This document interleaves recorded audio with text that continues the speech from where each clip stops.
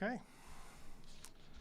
Well, good afternoon. I would just like to open with a few comments. Firstly, to state the rather obvious that we have learned a lot since COVID-19 began, and we continue to learn daily. The events of these past 2 weeks have demonstrated that our focus on mitigation and containment has been very strong, that our protocols are very strong and effective, and we've done a very good job responding very thoroughly in what has been very difficult and challenging circumstances. So our healthcare professionals have responded to the call, and thankfully, because of these efforts, we were able to contain the most recent flare-ups. And that certainly, as Premier, gives me confidence, and I hope it gives all Islanders confidence that the protocols that we have in place are very strong. As Premier, and I know Islanders share this view, that Prince Edward Island, under the leadership of Dr. Morrison, of Nurse Dowling, and hundreds of healthcare professionals have been leading the country in terms of our positive and thorough response in this global pandemic.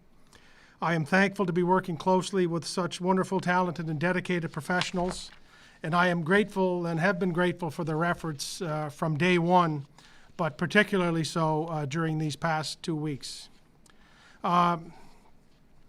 There has been lots of talk and numerous inquiries about the region moving to a Canadian bubble. While those conversations continue at a regional level with CPHO officials as well as at the Premier's level, our province has been consistent with our decision-making process and our desire to follow the best science, data, and public health information as we move towards decisions. While I, like all Islanders, look forward to a time when our lives can return to some kind of normal and where our borders can be open to all of our visitors, we recognize that we need to remain vigilant as we learn to live with COVID-19. We need only to look at events around the world and in this country to understand that COVID is still with us. We have indicated that we would need more time to review public health information and the best public data before such time as we would proceed expanding beyond the Atlantic bubble. We recognize that other provinces may choose to begin expanding the Atlantic bubble sooner, as is their jurisdictional right, but PEI, for the time being, will maintain the status quo and measure any future decisions based on the best information and data in coordination with the Chief Public Health Office. In addition to that, we have other priorities that we need to deal with prior to looking at expanding the bubble. As we have indicated in the past, the CPHO has been working with the long-term care community to begin increasing visitations for our loved ones, allowing closer contact with loved ones with the use of PPE, as well as looking to accommodate off-site family visitations when it can be safely demonstrated. Every Prince Edward Islander has been impacted by COVID, but perhaps none more than those loved ones who are living in our long-term care facilities. We have been working for a number of weeks now to look at bringing changes to the visitation process forward while working with the long-term care community to maintain the highest level of precaution for those our most vulnerable citizens. And Dr. Morrison will be able to share a little bit more information on this in a moment. Secondly, we know how much family means to each and every Islander, and those family members living outside of the Atlantic bubble who have not been able to return home and to family as they have in other years has been an ongoing issue and concern for us. CPHO has also been working to look at how we can make some changes in this regard to allow for family reunifications within Canada while utilizing the 14-day self-isolation plan that we have been using in other aspects of travel to the province in recent months. And while we know this isn't perfect, we hope in this difficult time it will present an opportunity for our family members to get home and to safely visit with loved ones, albeit recognizing that it will be much different than it has been in years past. As I say, these are key priorities for me as Premier, for us as a government, and I know that they reflect the interests of Islanders. And I feel it is our ultimate responsibility to ensure that these issues are the key areas of our focus at this time before we look at expanding our province's borders beyond the current Atlantic bubble. As always, we say for some, this can't happen soon enough. For others, it can't happen slow enough, and we recognize the views of all islanders. But we are trying to follow the best science and information and to do what is in the best interest of all islanders, and that has been our focus to date and will continue. With that, I will now turn it over to Dr. Morrison for her daily update and some further information. Thank you, Premier. Good afternoon. So around the world, there are almost 14.7 million cases of COVID-19.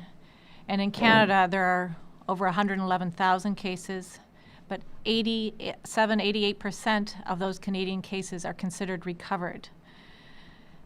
But the last week saw an 18% increase in cases in the country compared to the previous week. And this increase is concerning. We saw some increases in British Columbia and Alberta. 65% of the new Canadian cases are in people under the age of 39, and the increased incidence of COVID-19 in the younger population is worrisome. COVID-19 continues to accelerate globally, and the World Health Organization continues to warn that we have not seen the worst of COVID-19. And we remain concerned when we see the numbers of cases being reported in the United States. The U.S. set another daily record for new cases this week with 74,710 cases on July the 17th.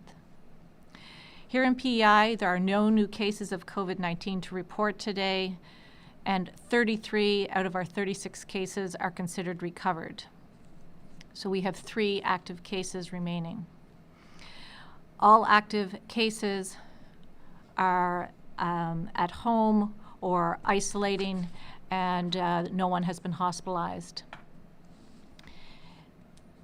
There has been one public case this morning identified, and I want to clarify that he is a PEI resident, and he is, the case no longer requires, is not posing any risk from a health point of view. The follow-up testing of QEH patients and staff who were contacts of the 2 confirmed cases is now complete. The second round of tests were all negative. In total, approximately 850 tests were completed in relation to the QEH cluster of the 2 cases announced on Monday, July 13th. The past 18 days, a couple of weeks, have been stressful and worrisome. The first cluster of cases resulted in a potential threat to residents and staff of a large long-term care facility. The second cluster involved a healthcare worker at the QEH emergency department and a patient. In both cases, we were able to identify a connection between the cases. These situations highlight our long-term care and acute care sectors are vulnerable to COVID-19. And just as we have seen and heard of facility outbreaks in other provinces, we too are vulnerable to COVID-19. The fact that both of these clusters have been contained at this point speaks to the excellent action of the health system and the ability to communicate. Our health system was challenged, and the response was effective in limiting the spread of COVID-19. Contact tracing of the close contacts was completed quickly, and the World Health Organization has described contact tracing as the bedrock of outbreak response. And we've seen firsthand over the last couple of weeks the impact of effective contact tracing in trying to break that chain of transmission of COVID-19. The recent clusters have also demonstrated the importance and effectiveness of personal protective equipment. And the results of the recent situations could have been very different if individuals, including healthcare workers, were not wearing personal protective equipment. I'd like to thank everyone involved in addressing the recent clusters of COVID-19, including staff at the QEH lab, Island EMS, testing clinics, the QEH emergency department, public health, and staff in our office. And they have worked tirelessly and with many hours, so thank you all. Despite the resilience and strength of our seniors, we know that COVID-19 has been very difficult for seniors and others in care facilities and for their families. It has been a challenging time for all, and particularly for family members who are used to visiting and caring for their loved ones on a daily basis. And as we've seen over the last number of weeks with increased outdoor visitation and then indoor visitation, we would like to carefully increase visitation and contact between long-term care residents and their loved ones. So discussions are underway, as the Premier mentioned, with health PI and long-term care providers across the province about the possibility of designating family members or loved ones as an essential care provider, allowing long-term care residents to go on drives or visits with family members, and increasing visitation overall. And this would include closer contact as long as personal protective equipment was being used. And so this is going through the process in the days ahead. We will have more to say about this long-term care visitation and contact, I think, and I'm sure Marion will be speaking about that in the days and week ahead. Since the Atlantic bubble started on July the 3rd, a total of 29,839 vehicles have traveled to PEI.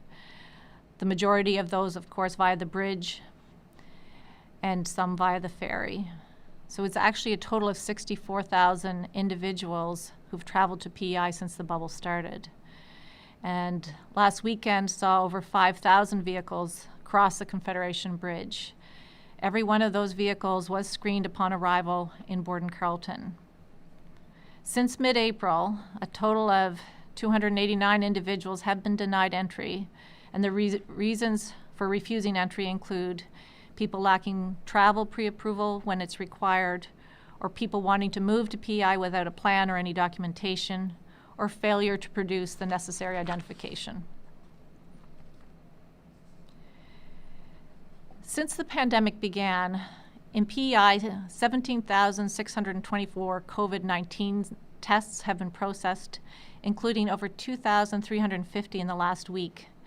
And PEI ranks 3rd in Canada in terms of COVID-19 testing per capita, and we're behind Alberta and Ontario. So we are conducting, at this point, 108 tests per 1,000, compared to the Canadian average of 94 tests per 1,000. In terms of Operation Isolation, there are currently 753 individuals in self-isolation, and 6,689 have completed self-isolation to date. In terms of enforcement, Justice and Public Safety have issued 138 warnings to people, most for failing to self-isolate, and they have completed a total of 382 visits or compliance checks. 34 charges have been laid, with fines starting at $1,000. And thank you to the majority of Islanders and visitors who have self-isolated exactly as required. In terms of COVID-19 inspections, as of July 20th, there had been 829 routine COVID-19 inspections conducted, with the majority being satisfactory. And unsatisfactory inspections typically are related to not having or following an operational plan. And we have received 30 complaints related to businesses or in our organizations, and 19 are resolved. The cluster of cases in the past 2 weeks have confirmed that COVID-19 is and can be in our province.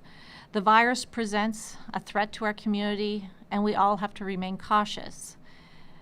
We should look at the recent cases as a warning signal and a reminder to keep our circle of contacts small and to avoid unnecessary risks. As Islanders, we've been willing to adopt public health measures, including physical distancing, staying home when we're not feeling well, keeping our contacts small, and wearing a mask in indoor spaces when physical distancing is not possible. And together, our collective action has been effective in keeping the incidence of COVID-19 in PEI low. As recently noted by the Public Health Agency of Canada, we should consider the public health measures as layers of protection against COVID-19, and each layer is an important safeguard. Together, these layers of protection are our best defense as individuals and as a community in this global pandemic. We mentioned earlier about the increase of in terms of cases that are in the less than 39-year-old category. So if you are in the 20 to 30-year-old category, if you know someone or have a family member that is 20 to 40 years old, please remember to try to keep the number of contacts small and be safe. If any one of us was asked to identify how many contacts we had in the last few days, if we were told we were positive with COVID, how many people would that impact? How many families would that impact? And it's good to think about that kind of effect it could have. The Premier mentioned being grateful, and we've talked about it before, how grateful we are to be in this province.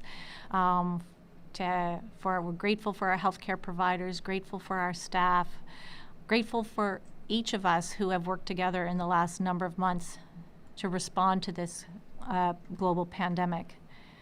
And we are able to get together more than we did a couple months ago. We're able to eat at restaurants. We're able to go to drive-ins. We're able to go to the beach. We're able to start visiting in long-term care. And so I am grateful, and we are really fortunate to be here in Prince Edward Island. So as we enjoy another beautiful day in Prince Edward Island, let's continue to look out for each other and be patient, be caring and kind. Thank you. Good afternoon, everyone. This is another week to be grateful for the dedicated and expert work of our Chief Public Health Office and our health system staff and physicians. I'd like to thank the Premier and the Department of Health and Wellness and Government for their support and trust in our system and our people. I want to say thank you to all the staff and physicians who've done an excellent job of limiting the impact of the recent outbreaks. In our Health PEI lab, our testing sites, including Island EMS, our hospitals, and all of our people have been working extremely hard to complete the appropriate testing and ensuring the proper protocols and personal protective equipment is in place and being used. These efforts are ongoing as we remain ready to contain this COVID-19 virus. We're very pleased with the results of the testing completed and announced today, but we are maintaining precautions that were put in place last week for this current week at the Queen Elizabeth Hospital. As a reminder, this includes some restrictions on visiting at the QEH, which are limiting visitors only to the areas of pediatrics, intensive care, labor and delivery, and only 2 designated visitors will be permitted in these areas. Additionally, 6 visitors may be designated for those at the end of life, and compassionate exceptions will continue to be made. Patients are allowed to bring a support person with them to their appointments at the hospital. We're asked that anyone coming to our hospitals or clinics for any reason to please bring a mask and wear it, as recommended by Dr. Morrison for all of your public spaces where physical distancing is difficult. We have strong screening procedures and personal protective equipment protocols in place, and we want you to know that every step is being taken to keep everyone safe and stop the spread of this virus. Our hospitals and health services are available, and they are safe for you to come and seek care. We do require patients who attend the emergency departments or psychiatric urgent care centers to provide and to province-wide to wear a non-medical mask when coming to seek care. If you have an emergency, please visit the emergency department nearest you or call 911. If you're in a mental health emergency, call 911 or visit the psychiatric urgent care center at Hillsborough Hospital or the Prince County Hospital. Islanders can call 1-833-533-9333 and select option 4 to speak with a trained mental health professional who will direct you to the best service for you. You can also visit the Government of PEI COVID website and select mental health services to see a full list of available resources. The Island Helpline is available to you, as are our mental health walk-in and call-in clinics. Please attend to your health seek care when you need it, come to your appointments, and bring a mask if you can. Thank you. Thank you. Now I think we can turn the floor over to some questions from our friends in the Island media. Shane Ross, CBC. Hello. I was wondering, can you tell us a little about the role of the Brudenell Resort in providing self-isolation facilities? Sure. I'll start. Sure. Okay. Hi, Shane. So the Rod Brudenell facility is it's managed by the Transportation Infrastructure Department, if it is being used for our temporary foreign workers, as well as for other needs, but particularly for our temporary foreign workers. And we work with our partners and collectively we work with other parts of government to make sure that temporary foreign workers are safe and healthy themselves and protect their co-workers and protect islanders, and make sure they have a place to self-isolate before they go to their employers. And that guidance and details around that guidance, Shane, are in a guidance document available on the website. And I would just add to that, it's Dennis, Shane, that we have been working with a number of departments and certainly under the direction of CPHO to provide lodging for those who can't easily or safely isolate. We've done it for truckers, for example. We've done it for if individuals are coming to the province and they haven't demonstrated a self-isolation plan, we've made facilities available. And as you know, there's been lots of talk leading up to earlier in the spring about temporary foreign workers in the region. And so we've been providing that lodging in partnership, as Dr. Morrison has said, with CPHO, other departments, and also the private sector in Prince Edward Island. Oh, okay. And so I understand somebody was arrested there for not self-isolating, or allegedly. So can you tell us about the precautions that are in place now in the jail to protect staff and prisoners now that a COVID-19 patient is housed there? Corrections really has been making sure that any person that comes into their facility is treated as a possible COVID patient, in the sense that the precautions are in place, and they have a very good plan in place. And there's certainly there is no one who is positive currently at the correctional facility. Thank you. Julien Lecacheur, Radio-Canada.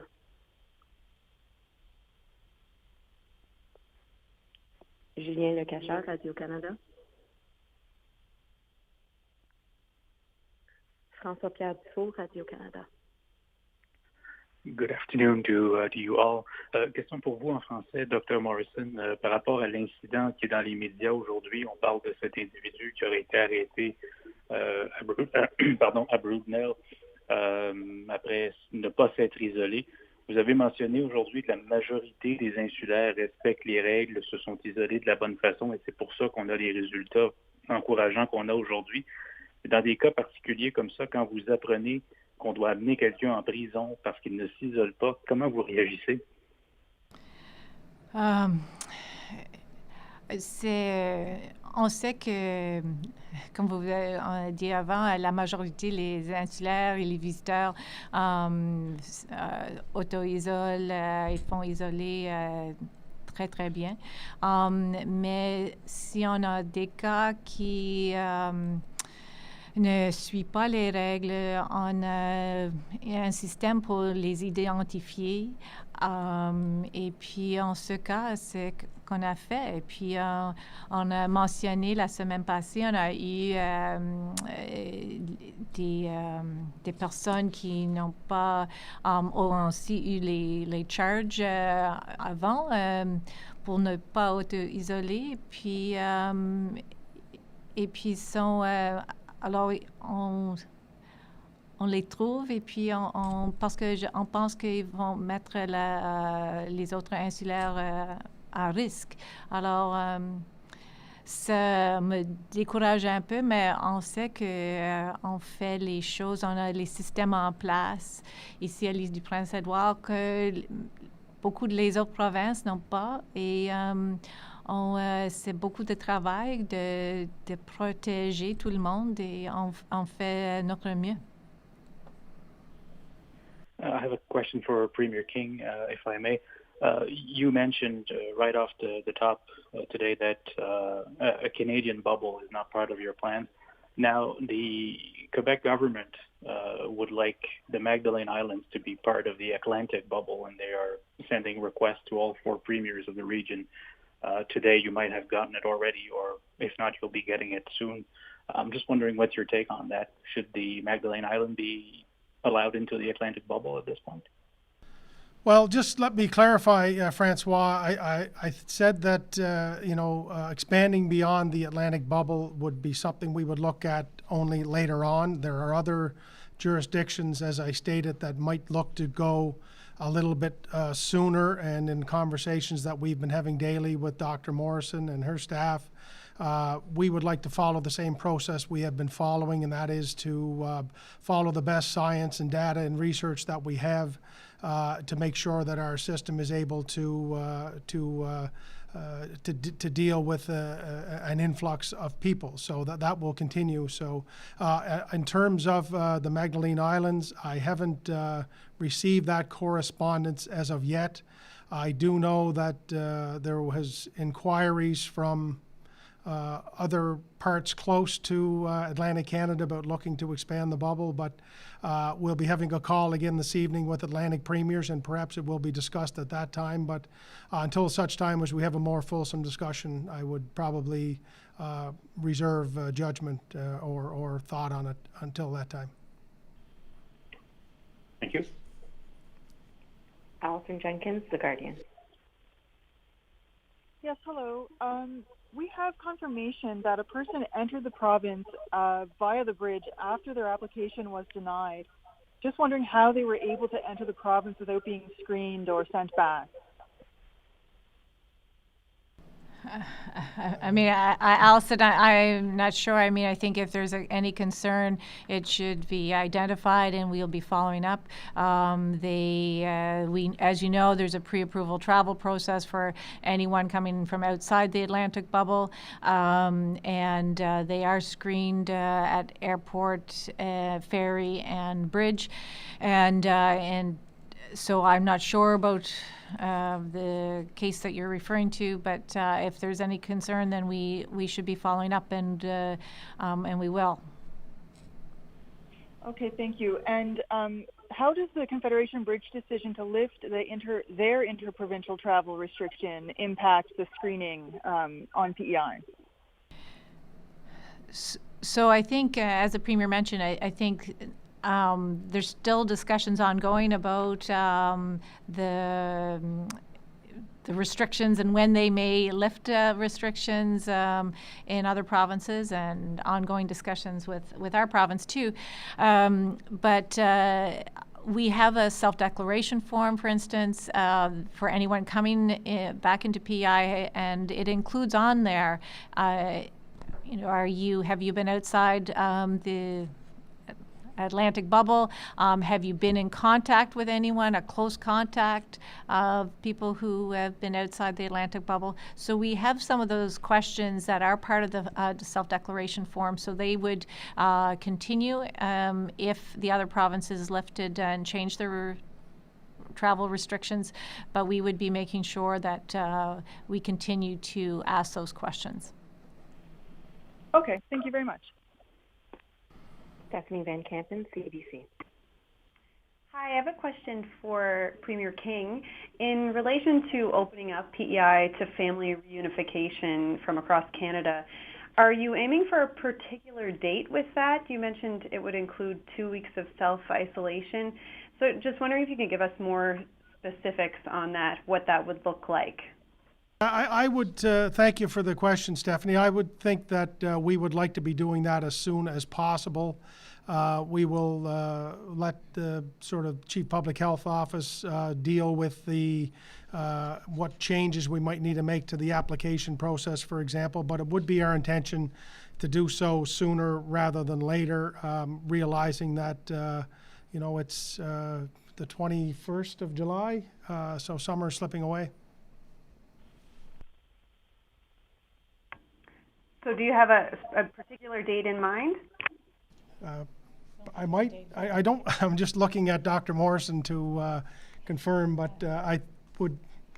I would think it would be as soon as we can get some of the logistics worked out. So it would be hopefully in the days ahead. Yeah. So as soon as we have a date, we'll let you know.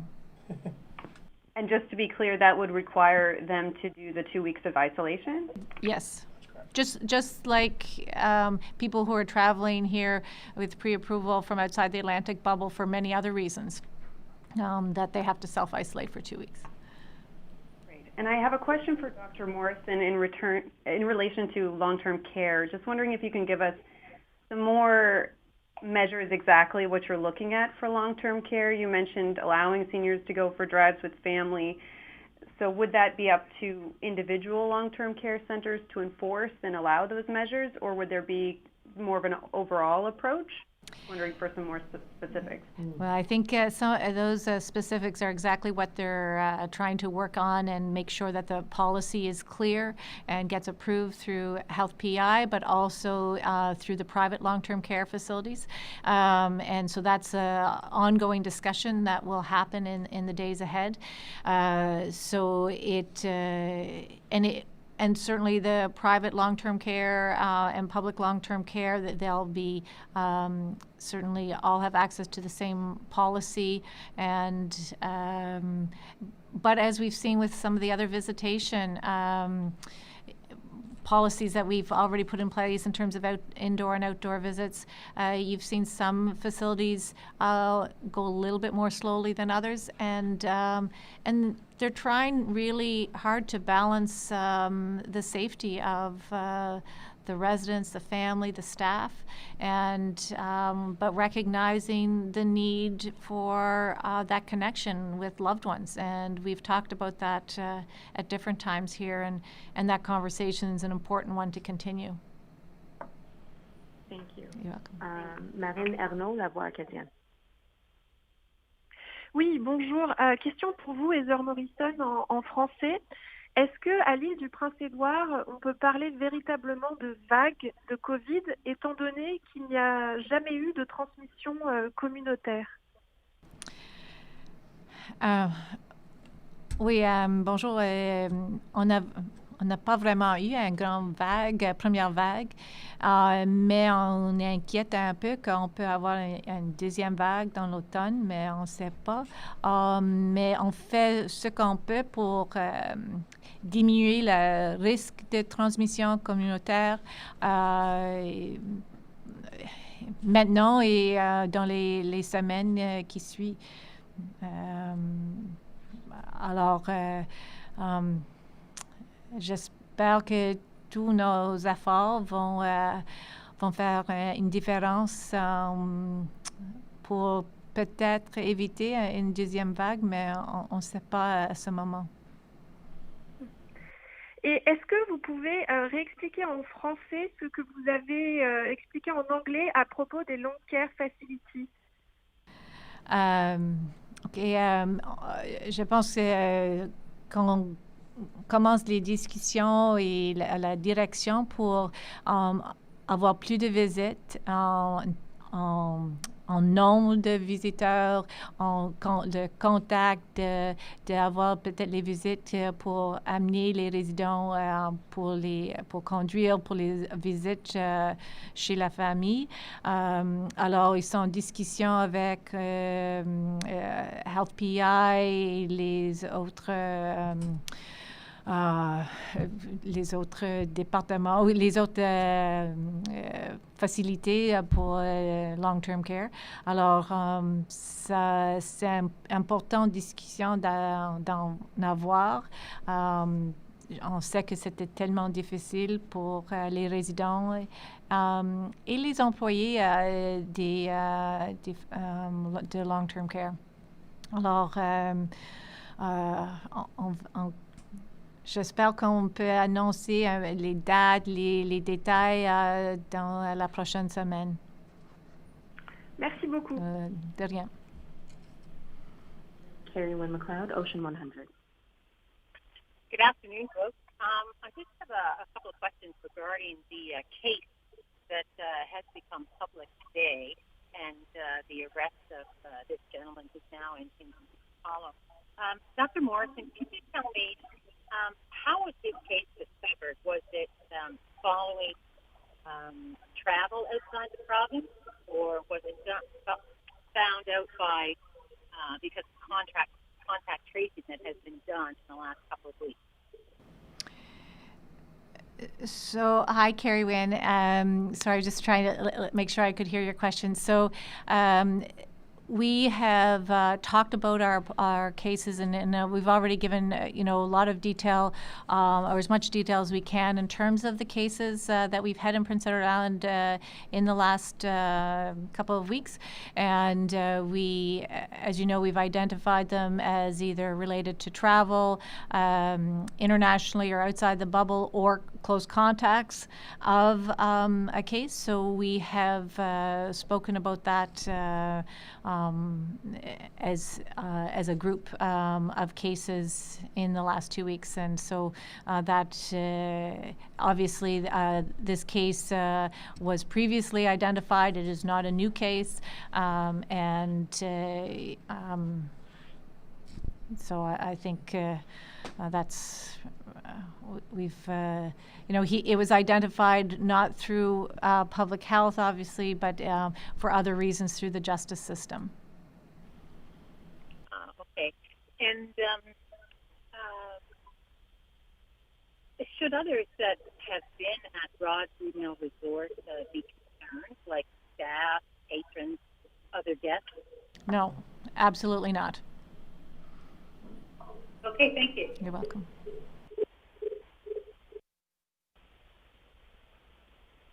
That's it.